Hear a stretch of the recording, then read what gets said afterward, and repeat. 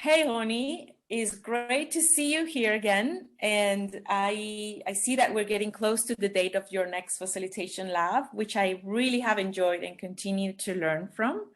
So I'm planning to just ask you some questions because I know sometimes, well, people are not really sure what this lab is about and it might be confusing for some. So I thought it might be useful to ask you just directly to share something about it. Is that okay? Yeah, thanks, Liv. I really appreciate that. I think it's a pretty unique type of workshop, and so it's helpful for people to have some sense of what it is that we do so they can decide if that's a good fit for them. Yeah, cool. I agree. So could you please share just a bit about yourself to kick us off and how did you get interested in facilitation? Yeah, so my name is pronounced Roni, and I use they them pronouns. I've been engaging with facilitation for a really long time before shifting over to do all of the work related to nonviolence that I do now. I had a long career in corporate America where I was doing consulting work and a lot of facilitation and training and more of the traditional version of that.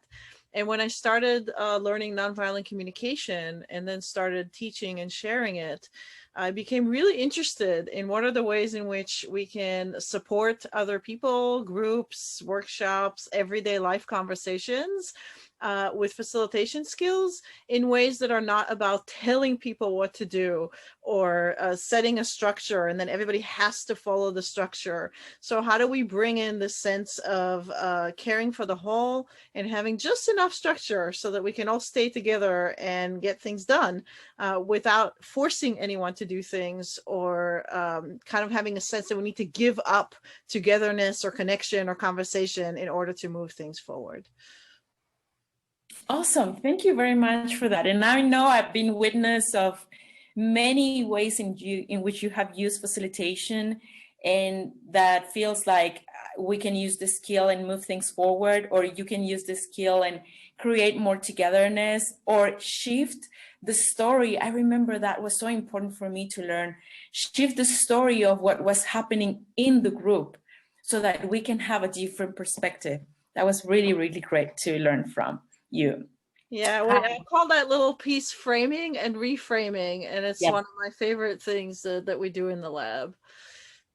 Yeah, so I'd like to hear more about that. And I guess I'd like to start by clarifying for people, what do you call facilitation? Could you explain a bit more about that?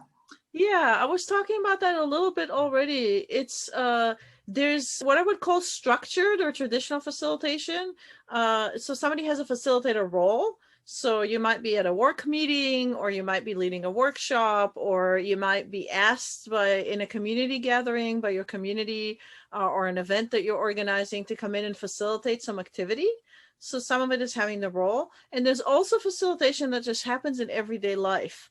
So if you're getting together with a group of friends and you're all trying to plan a vacation together, sometimes it can be helpful to have awareness of what is unfolding in the group and the conversation so that you can support the group in including everybody's needs and in making decisions in a way that's effective and doesn't leave people with a sense that they're compromising and they've kind of left something important unsaid or unattended to. So for me, it's when I named it, I called it Liberating Your Meetings and Conversations to represent that diverse spectrum of these skills. Or a lot of the skills that we used are used in everyday life. Yeah, thank you. That was very, very helpful to hear again so that we can call more clearly what is happening or understand more what is happening in this lab. And what type of facilitation will participants engage in the lab? Yeah, so the lab is a co-created space. And what that means is that it doesn't look like a traditional course where you have a fixed agenda, like we're going to cover these 12 topics in this order, and then the presenter comes in and gives a lecture, and then maybe there's some questions, or maybe you're going to practice group. So all of that is not what we do. What we do is we come into the space and I present some concepts of key areas that people might want to practice and learn about, and everybody chooses. And every group, I've been opening a new series of this lab every month or two. So there are different cohorts that travel together. And every group is very different. People bring their own strengths and limitations and specific areas that they want to focus on. So it really depends on what it is that the group specifically wants to practice with, and what are the dynamics that show up in the space as we work together. Thank you, Roni. Well, there are more questions coming up from me as I hear you speak about this. So why is it important to learn facilitation skills nowadays? Yeah, I think that there are so many layers to that answer. So I'm going to invite myself to be brief. Yeah. And maybe in the lab we can engage in this in more detail. At the high level, there's this piece around just looking at the world around us and how much polarization or people like kind of getting together into their own little in-group of this is our perspective and what we want to see in the world, and having the sense of us against them. And that tends to be a lot of what's been rippling throughout our culture.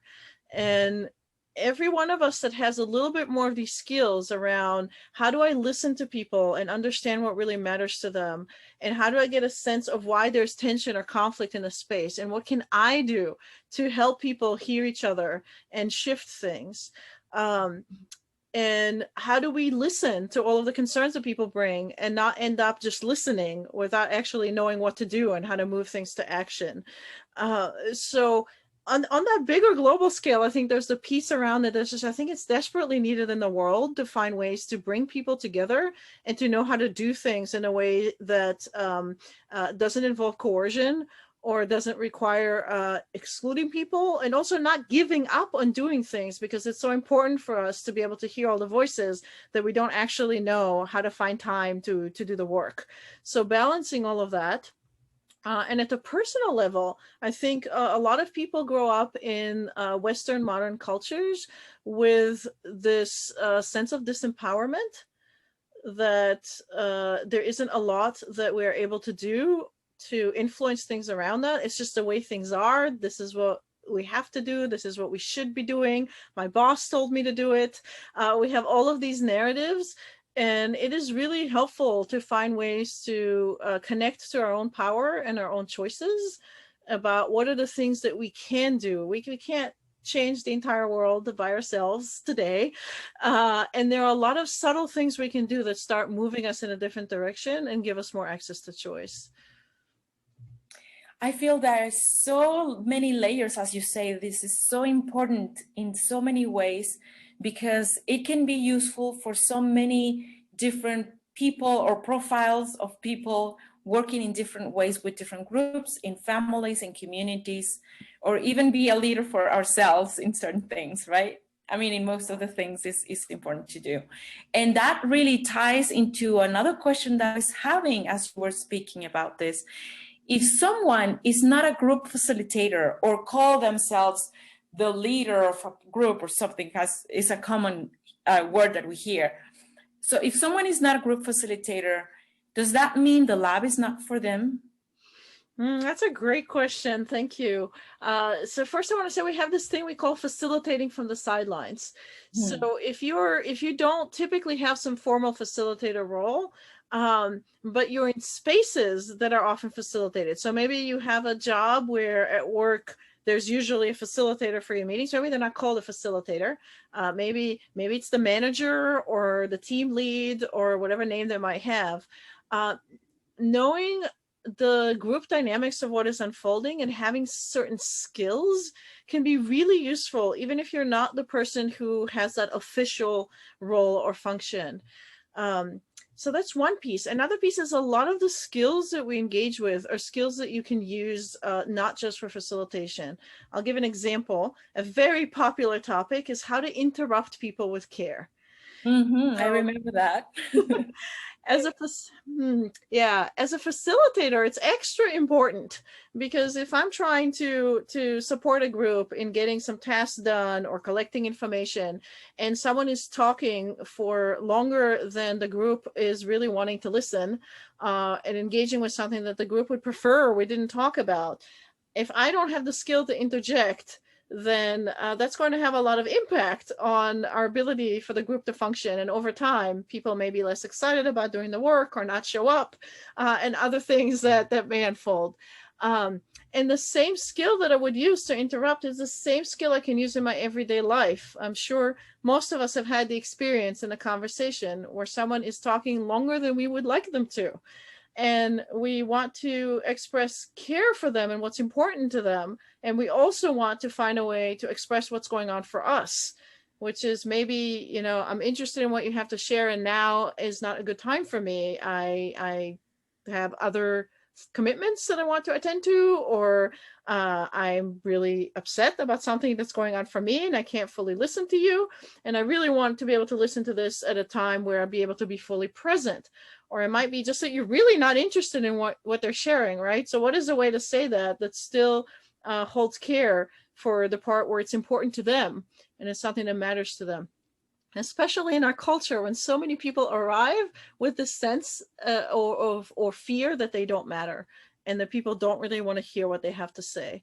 So the skill is something that I use every day in conversations, is knowing how to rather interrupt people of a sense of going against them. Like, you want to do one thing and now I'm going to say I want to do something different. Interrupt people by joining with them and inviting them to come with me somewhere else. And that's a decision that we're making together. Awesome. Thank you for that. And I hear you say about the word culture. So I remember there were people from different parts of the world joining the lab. Could you say a bit about how this ties into the differences in culture in different parts of the world? Mm-hmm. That's a topic we engage with first, just in general, when we talk about different skills, and interrupting is a good example. Cultural norms about whether it's okay to interrupt and when and how influence the choices that we make as we're practicing these skills. And I really enjoy bringing in people from diverse backgrounds, not just cultures, but also different social locations. So diversity that we have around race or gender or other life experiences can really help us in understanding how people perceive what is happening differently, and how can we include those needs in our considerations. We do feedback rounds when after each person facilitates, so you get to hear a lot of different voices and how your facilitation or the skill that you were practicing, how did that land with each person that was in the space. And one of the things I've done to support us in that is the next set of labs that are coming up are going to be on very diverse times to accommodate people from around the globe. So we can have folks from Australia or Europe or the US, where I am, and trying to fit in everyone's schedule. So we'll see what kind of diversity we get this time around. Yeah, very fun to see the diversity every time. Okay. So could you say a bit more about those subjects? I know you've started to speak about specific subjects you talked during the lab. What other subjects are people engaging with in this lab? Yeah, so there's a list of those that is on my site that might be easier to look at because it's a lot. Yeah. And it's not, as I said earlier, it's not intended to be a checklist. Like, we're not going to cover every topic in order. It's to give people a menu of choices. And I just want to name a couple of popular topics. So one of them is around how to build an agenda, and kind of thinking about the time of, if we have a meeting and we want to accomplish certain things in a certain period of time, how do I keep the group moving? How do I pick the topics we're going to cover? What do I do with topics that we're not going to cover that maybe are important to some people? And how do I support the group in decision-making around that? And decision-making in general comes up a lot. So there's some choices there around, when do I make a decision by myself, what we call a unilateral decision? So I'm just going to tell the group this is what we're going to do. When am I going to invite the group? What does everyone think we should do? Or can I have a show of hands of how many people would like us to do it this way? So we engage with a lot around decisions. We talked about interruptions. Another really popular topic is framing. So language choices. How is the way in which I say things influencing the space? For example, the difference between saying, well, we only have 5 minutes left, so we need to finish this topic now, and saying, we agreed that we are going to leave time for a second topic at the end of this 5-minute segment. And I see that we're really still engaged with this. Are we ready to wrap it up and move on? It creates I said exactly the same thing. There's 5 minutes and another topic, and the language choices that we make really shift the space. So that's the framing piece. And reframing is what to do when someone introduces language into the space that is perhaps creating stress or distracting us from being together or from attending to the tasks that we want to work on. And how do we introduce a different story without questioning? So we don't want to say, no, you're saying it wrong. Because they're not saying it wrong. It's all true. Any way we describe what is happening, it's all accurate in terms of it's referring to what's unfolding. And we just want to offer a story that will support the group in moving forward and staying together. Lots of other fun topics listed. I know, yeah. So I remember and I hear that it's very organic, and that it very much taps into what are the needs of what the person is bringing and where everyone is applying it. Yeah. So did you want to say something else? I'm just thinking, there's so many of them. We do giving and receiving feedback. Right. We do a lot around thinking about how to be present and how to include ourselves. So there's a tendency in our culture to be like, I'm the facilitator, I'm supposed to be neutral. So how do we actually bring our whole selves into facilitation? And yeah, I'm curious if you have have we touched on any of your favorites? Or do you have a favorite one you want to add? Are you asking me? Yeah. Oh, I just love that one on the story. I know that it has been challenging for me to go into that one on the interruption because of my cultural background, of course, also. And then also the slotting time. That has been something that I have been struggling with sometimes. And like, okay, so we have all of these topics and just this amount of time. And I really like the example you just gave about how we are framing and leading or bringing the group with us, and at the same time making decisions on the way. It's really great to learn every single time something, just bits and pieces that I can use immediately after the workshop. Yeah. So I'm curious to ask you about how this lab is designed and structured. I know you've tapped into that, but just to have more specifically an answer for people.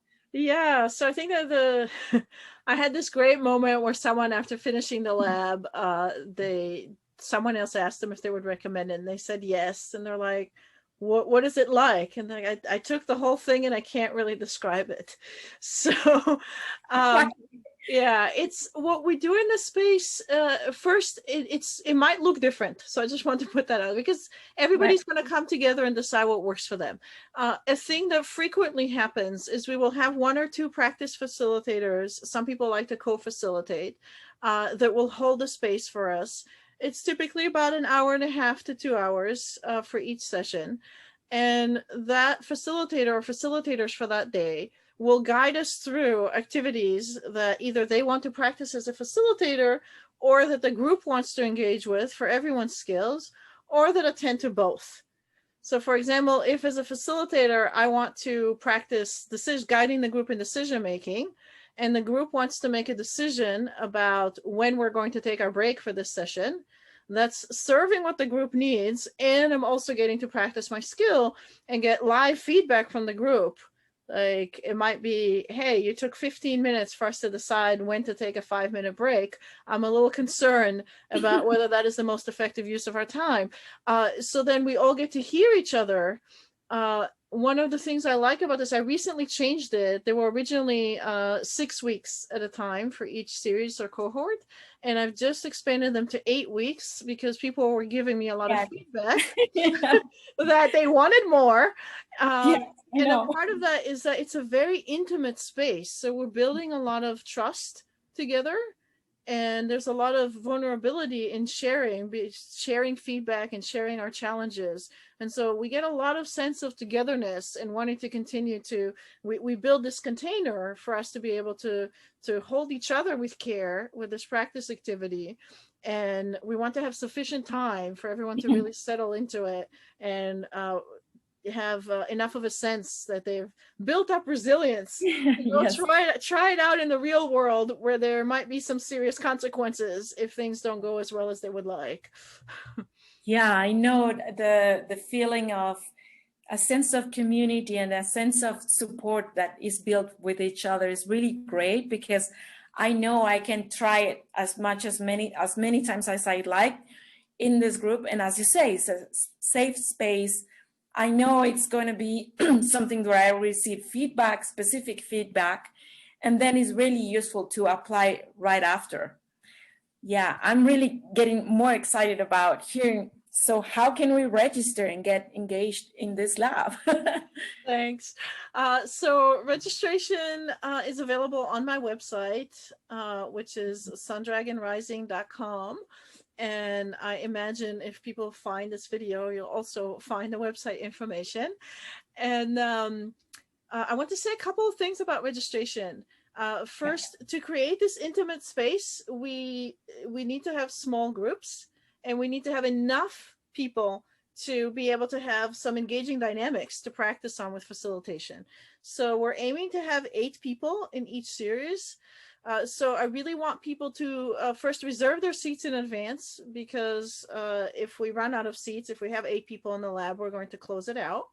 And then you perhaps can do it in the future, but that particular one will not be available.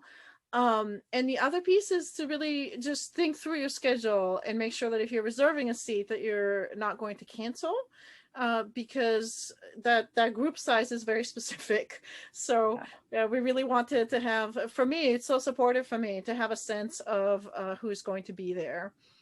The other piece I want to speak to for registration is the gift economy. So this is for some people. I, as part of my work around bringing nonviolence to the world and moving away from capitalism and systems of domination, I am committed to moving away from exchange. So I don't charge for my workshops in a traditional sense. And I want to be open that some people are not perhaps interested in engaging with what does this mean, and that's okay, that's your choice. There is an average amount of financial contribution that you can make that is listed. And if you just want to use that number, you're welcome to.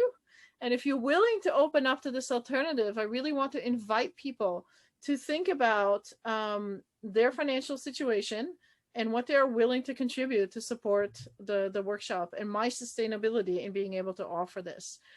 It also means that if you cannot afford, or for whatever reason do not want to contribute a certain amount of money, you don't need to.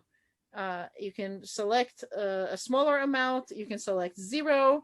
And if you want to contribute and contributing financially is not an option for you, you're welcome to contribute in other ways.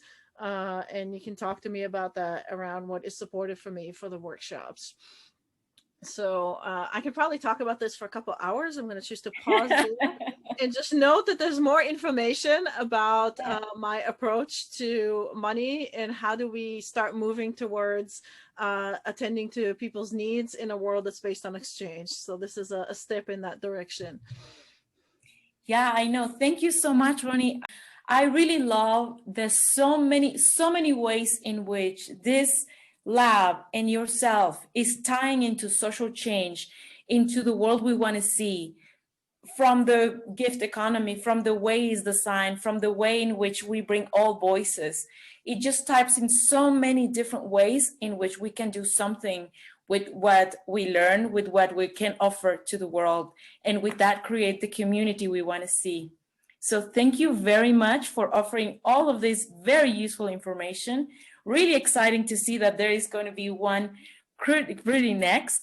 And I think that we can just share this information together with this video, with the link and the next date. So take a look at it and you will find the information that's needed for the next workshop. Thank you very much. Thank you, Liv. I really appreciate you taking the time to engage with all this. This was surprisingly a much more of a deep reflection than I expected it to be, and that's delightful. And I hope that gives people some insight.